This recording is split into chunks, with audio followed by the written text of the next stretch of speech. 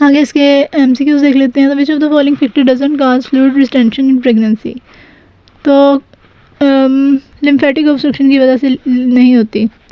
G3P4+0 presented in antenatal clinic at 18th weeks of gestation with a hemoglobin concentration of 9.2, but physiological changes could have led to her anemia। उसको anaemia हुआ है तो क्या reason हो सकती है? हमने ऊपर पढ़ा था कि एनीमिया क्यों कम हो जाता है, कि एनीमिया RBC का काउंट कम हो रहा है, प्लाज्मा वॉल्यूम ज़्यादा हो रहा है। ठीक है, ये हमने रीज़न पढ़ी थी ना, प्लाज्मा वॉल्यूम ज़्यादा हो जाता है एज़ कम्पेयर टू RBC का काउंट। तो RBC काउंट कम हो रहा है और प्लाज्मा का वॉल्यूम ज़्यादा हो रहा है। In foetal circulation highest concentration of oxygen is present in which of the following. Foetal circulation में हाईएस्ट डक्टस वेनोसस में होती है। ठीक है, डक्टस वेनोसस में during normal pregnancy maximum increase in cardiac output is achieved.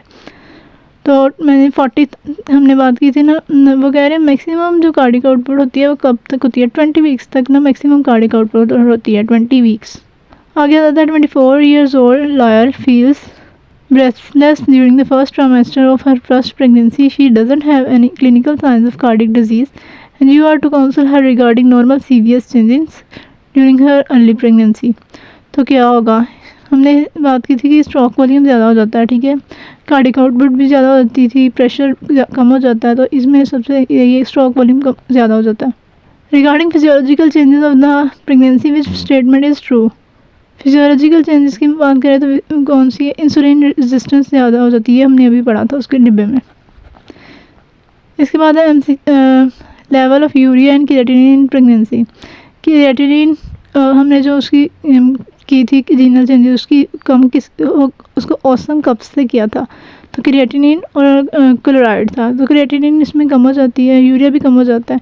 You से urea था, uric acid urea, तो कम हो जाते हैं। इसके अलावा ऑक्सीजनेटेड ब्लड प्रेजेंट होता है अम्बिलिकल वेन में और मैक्सिमम ऑक्सीजन कंसनट्रेशन होती है डक्टस वेनोसस में। अम्बिलिकल वेन, अच्छा ये अम्बिलिकल का उल्ट होता है, वेन में ऑक्सीजनेटेड ब्लड होता है। Total duration of normal pregnancy कितना डेज़ की होती है? 280 डेज़।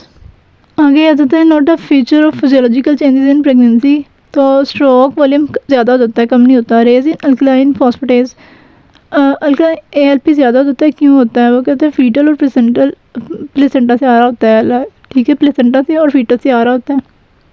आगे glycosuria in pregnancy is an physiological process, normal condition है। Primary gravida presented with heartburn and constipation है, हार्टबर्न है, प्राइमरी ग्रेविडा है, तो क्यों है? गैस्ट्रिक मोटिलिटी कम हो जाती है, ठीक है ना, उसकी वजह से कॉन्स्टिपेशन हो गई है। इसके अलावा गैस्ट्रिक एम्पटिंग भी नहीं हो रही, मोटिलिटी भी कम हो गई है, सिक्रीशन नहीं हो रही, एम्पटिंग भी नहीं हो रही। मैकेनिज्म फॉर ग्लाइकोजुरिया इन प्रेगनेंसी, तो GFR ज़्यादा हो जाता है। Caloric output, cardiac output increase during pregnancy 30 to 50%। हमने यही पढ़ी थी ना, 40 का एवरेज था। आगे आ जाता है फिजियोलॉजिकल चेंजेस इन CVS ड्यूरिंग प्रेगनेंसी। तो उसकी रेजिस्टेंस पेरिफेरल रेजिस्टेंस कम हो जाती है। फिजियोलॉजिकल एनीमिया होता है प्रेगनेंसी में, क्यों होता है? प्लाज्मा वॉल्यूम ज़्यादा हो जाता है। ठीक है, effect on cardiac output in pregnancy, cardiac output 30 to 50% तक इंक्रीज हो जाती है, मैक्सिमम होती है 20 वीक्स पे और बाद में कम हो जाती है थोड़ी। कार्डियक आउटपुट हम निकालते कैसे हैं? स्ट्रोक वॉल्यूम, तो स्ट्रोक वॉल्यूम भी ज़्यादा हो जाता है इसमें। Stroke volume into heart rate को, कार्डियक आउटपुट हम निकालते हैं स्ट्रोक वॉल्यूम और हार्ट रेट को मल्टीप्लाई करके, तो ये तीनों चीज़ें ज़्यादा हो जाती हैं। All this parameter increase in pregnancy.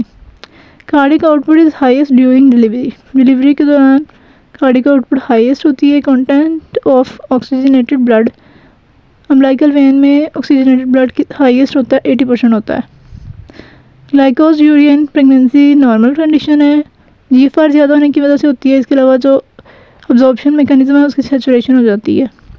Cause of heartburn and constipation in pregnancy, motility कम हो जाती है, एम्पटिंग कम हो जाती है, डिले हो जाती है। This is all about the physiological changes. Thank you.